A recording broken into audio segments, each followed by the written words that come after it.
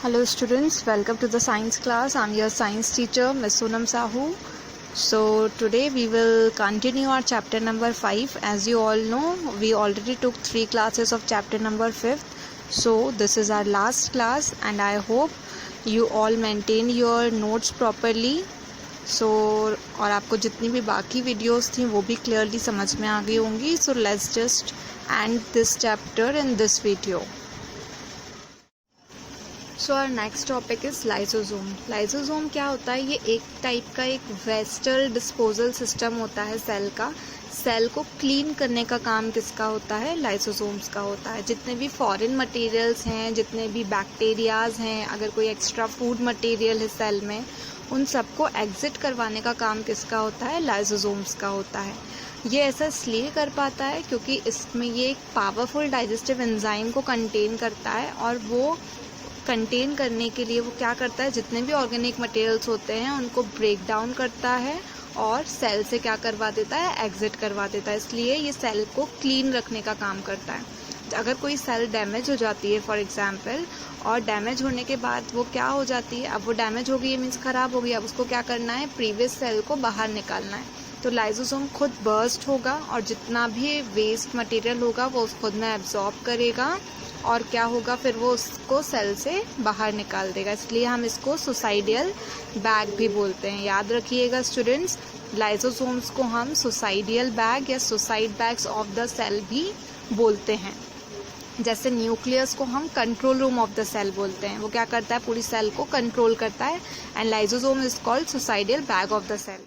So our next topic is mitochondria. Mitochondria को हम powerhouse of the cell बोलते हैं. इसको हम powerhouse of the cell इसलिए बोलते हैं बिकॉज सेल को केमिकल एक्टिविटीज़ करने के लिए जितनी भी एनर्जी की ज़रूरत होती है वो एनर्जी कहाँ से रिलीज़ होती है? माइटोकॉन्ड्रिया से रिलीज़ होती है.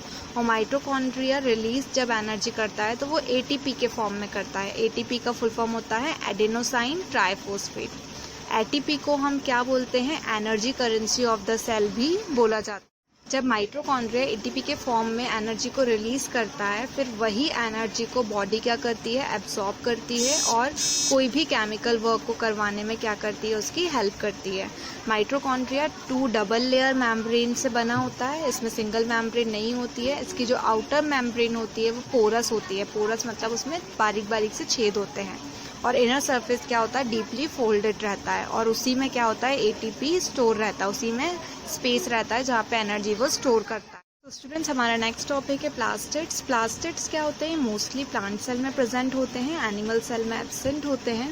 ये स्फेरिकल शेप में होते हैं. इनकी जो मेम्ब्रेन होती है वो डबल मेम्ब्रेन होती है. प्लास्टिड जो होते हैं वो 3 टाइप्स के होते हैं: chloroplast, chromoplast and leucoplast.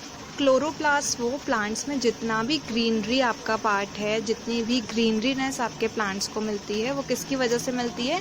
Chloroplast की वजह से. क्योंकि क्लोरोप्लास्ट क्या करता है? वो क्लोरोफिल को कंटेन करता है. और फोटोसिंथेसिस में क्लोरोफिल की इम्पोर्टेंस आपको ऑलरेडी पता है, हम फोटोसिंथेसिस पढ़ते हुए आ रहे हैं. क्लोरोप्लास्ट जो होता है वो येलो और ऑरेंज पिगमेंट्स को भी कंटेन करता है in the form of chlorophyll. फिर आता है हमारा क्रोमोप्लास्ट. क्रोमोप्लास्ट क्या होता है? ये कलरफुल प्लास्टिड से सिर्फ ग्रीन कलर को छोड़ के ये सारे कलर को क्या करता है? कंटेन करता है.